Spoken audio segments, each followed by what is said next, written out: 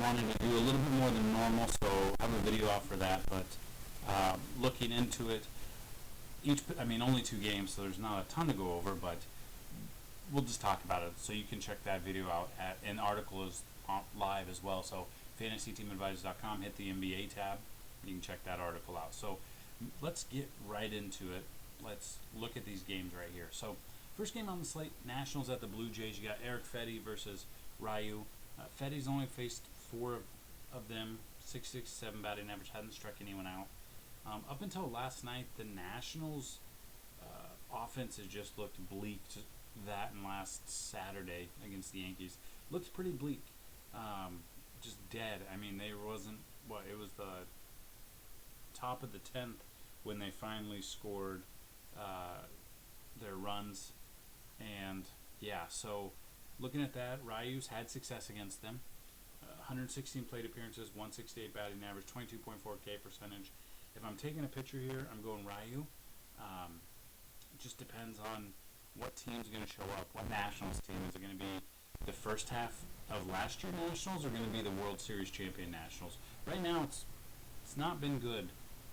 So I do give the advantage here to Ryu and the Blue Jays. The Cubs at the Reds. I absolutely love this game. We absolutely loved Sonny Gray yesterday, and he just came out and just crushed. Darvish versus Castillo. Darvish, 140 plate appearances, 220 batting average. Against Cincinnati, no thank you, especially in Cincinnati. Castillo here, 181 plate appearances, 23.2 K percentage, 241 batting average. I'm looking at Castillo here. Problem is the weather. Not sure it's going to cooperate, but love me some Luis Castillo in this matchup. Yankees at Baltimore. Second game of the 2-game set. That was the schedule set. You got J. Happ, 115 plate appearances, a 311 batting average against him, 27.8 K percentage. I see that, but at the same time, I'm looking, and I don't really mind that. I mean, we haven't seen Happ since last year, but I'm looking for him. It's the Orioles. He's more of a GPP play. I don't know if I can trust him in cash because he is facing Baltimore. But looking at that, on the flip side, John Means, 48 plate appearances, 279 batting average, 25 K percentage. We didn't have Labor Day yesterday. Hopefully we have it today. Hopefully we get a home run. He just didn't look good in that one. That being said, get up there. Got a visitor. That being said, John Means, I think he could get lit up by the Yankees. I think another Yankee stack is in order in this game. Then this is the game that was canceled. Indians at the Twins. Shane Bieber versus the Twins. I feel like that is not true, that he's never faced them before.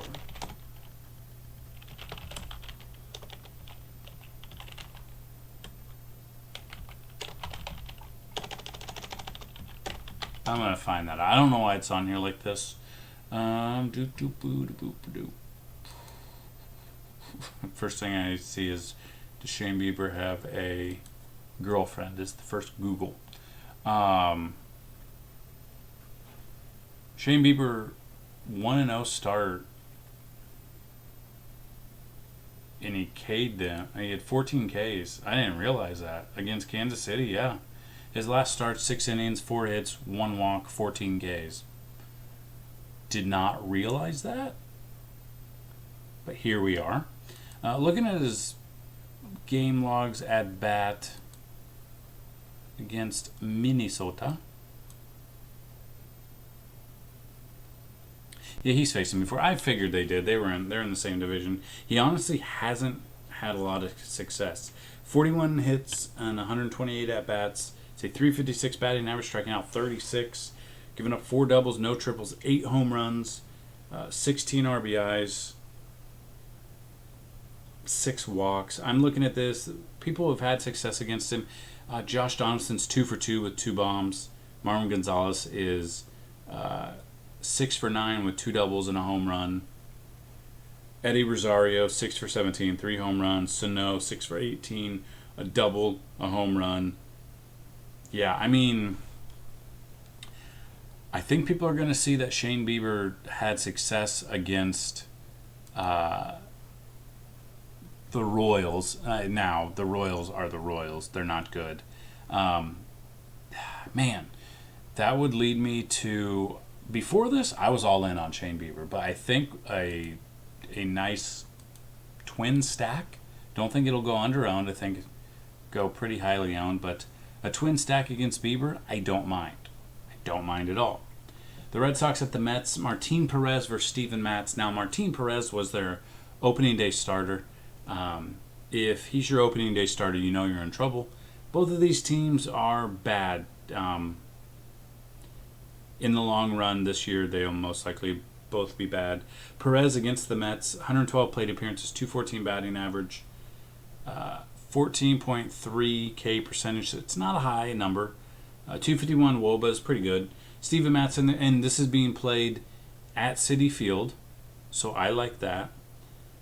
3 plate appearances, 33.3 K percentage. I mean, he hasn't seen him much. Obviously, they don't play each other a ton, but Steven Matz could be a good GPP pitcher because Boston's bad. GPP wise, yes. Cash, there's no way I trust. No way I trust Steven Matz as a cash pitcher, even against the Red Sox. Tampa Bay at Atlanta. Ryan Yarbrough, most likely he's going to be the opener, 1-2 innings max against the Braves.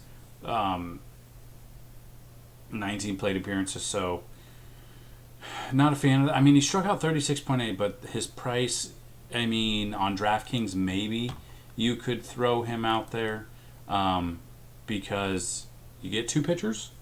Fanduel, there's no way. On the other hand, Braves, Max Fried, 9 plate appearances, 125. I don't think I trust either of these pitchers. It's going to be a light slate for me. Not going to be playing much of it. But yeah, I don't trust either of these a little bit. There's other pitching options. Don't go crazy. Royals at the Tigers. Brady Singer versus Ivan Nova.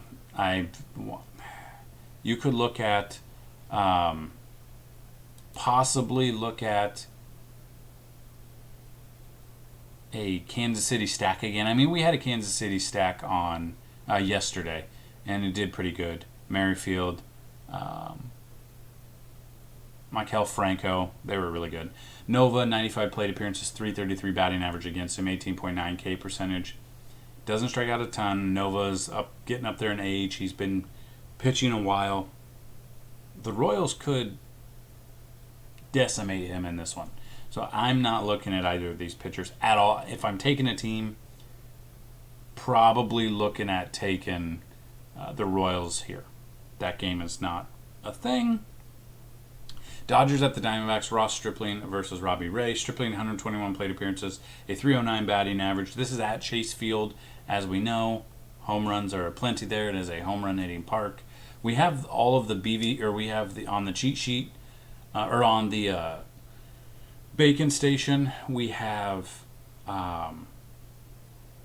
the park ranks. So we have ballpark factors, and we have the rankings of the ballparks, and it even shows you how many singles, doubles, triples, home runs, stuff like that ballpark's hit. Chase Field is up there. Robbie Ray, on the other hand, I know it's against the Dodgers, 253 plate appearances, striking out 36% of the batters he's faced when he's faced 253 plate appearances. That's really good, especially at a 218 batting average and a 314 WOBA. I think you go contrarian here. I think this feels like a GPP only type night, but Robbie Ray, GPP wise, I don't mind. We know that the Dodgers are a prolific hitting team. The righties can hit very, very well. I think Robbie Ray could dominate them.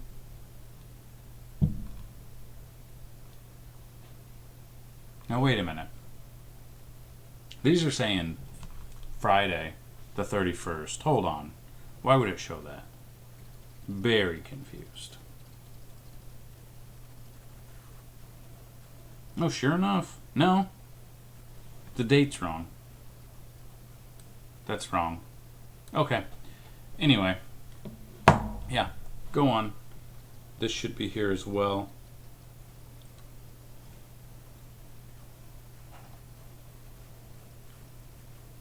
Okay. Next game on the slate, Marco Gonzalez versus Dylan Bundy. Sorry about that. I got thrown off by the date.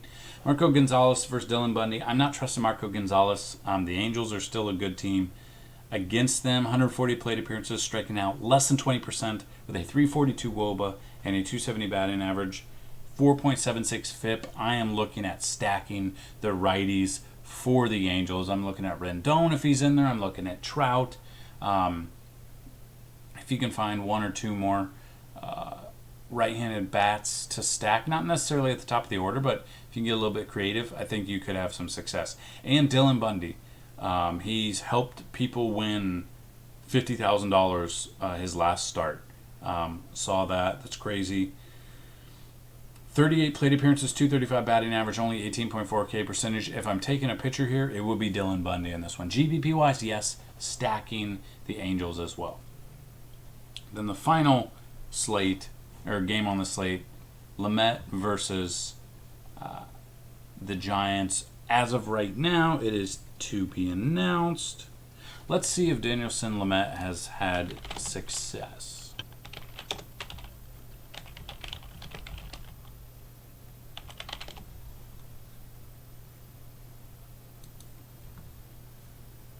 I'm assuming he's pitched against them.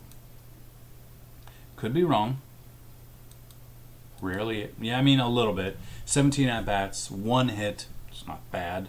That was a home run. Mike Yastrzemski 1 for 2 with a home run. Giving up a .083 batting average. Only struck out 5, but Lamet could be a GPP pitcher. Like I said, the way we had some aces on Wednesday, this one's kind of...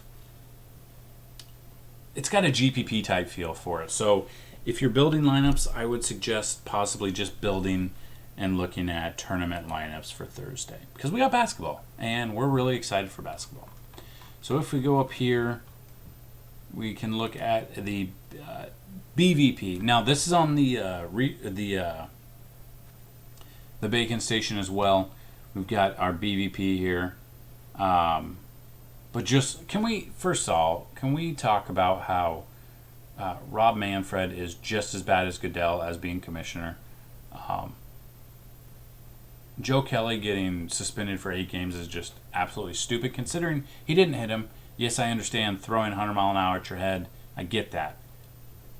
Astros deserve it. 8-game suspension is absolutely ridiculous. Manfred, Joe Kelly gets 8-game suspension, not even hitting somebody. The Astros didn't get, not one person got suspended, and they were actually cheating and caught. That's all I'm going to say. All I'm going to say. All right, so looking here, if it'll load. So don't forget, guys, 30 likes on this video. We're going to get a Fanduel and Draftkings GPP lineup pinned to the comment section. If you want to win a free week of all of our sports content brought to you by FantasyTeamAdvisor.com, all you have to do, go ahead, hit that subscribe button, like this video, and tell me who's going to hit a home run, what inning they're going to hit it in, and the distance traveled. That is our home run contest here. So, I mean, top one, Mike Trout against Gonzalez, 12 for 28, 3 doubles, 2 home runs, 6 Ks, batting .429. Like I said, absolutely love him. Justin Turner against Robbie Ray, 12 for 44, 3 doubles, 2 home runs, batting .273. Does have a whiff percentage of 24.7, and he struck out 24.5% of the time. Chris Taylor, same thing, 11 for 31, 4 doubles, 12 strikeouts though. You want to get a little creative, Renato Nunez versus Happ, 11 for 19, 4 of those hits were home runs, which is crazy, batting .579. He should be super cheap. Nunez could be super cheap in that one. So this is in the article as well, all the BVP. If you can't see it on the screen, you can click the link down below. In the description is today's article. So moving on to weather, in Baltimore, 16% chance of rain. Boston at the Mets, 14% chance. Tampa Bay at Atlanta, 12% chance. Washington at Toronto, 3%. Well, Washington at Buffalo, 3% chance. Nothing else really. The one big one that could possibly delay or rain out is the Cubs at Cincinnati. As of right now, 62% chance. So looking at it, I mean, at the start of the game, 62% chance, but it does dwindle down. So they could start this late. They could start this late because, as you know, they're not really wanting to postpone or cancel games because 60-game season's hard to do that. Trying to see if they play each other. They do not. Okay. So they could delay this game and get this in if the weather holds like this. Obviously, by the time you watch this, by now, the time you watch this video, and by the time first pitch happens, a lot of weather can change. So that is something to monitor. This game is what I would like to monitor moving forward there. So that's all we've got in today's slate, guys. If you haven't checked out our sports betting, we've been doing pretty good with MLB. We've added it to our repertoire of everything that we do. You can go to fantasyteamadvisor.com, hit FTA Plus, come down here. This is added so you can get 5-day pass. These 3 right here are for DFS. All sports we offer DFS. These are sports bets. So you can click this, join it, subscribe to that, and get your sports bets. Right now we've got MLB. Don't know about college football. I honestly don't know if we'll even have college football this year. NBA with only 2 games, we'll see. I'm not really sure if we'll be doing NFL or NBA bets on this slate. And NFL, once it comes, a lot of players are. The big name that opted out on Wednesday was Damian Williams. Yeah, we'll just see. Stick around. We'll see who opts out. But yeah, we've got some of the best plans on the website on the planet. Go check it out, fantasyteamadvisor.com/plans, or you can just hit FTA Plus. That's what I've got, you guys. Check out the NBA content. It's back. We're super excited for it. Good luck this weekend. Good luck today. Good luck at any sport you guys play. And as always, bring home that bacon. Peace.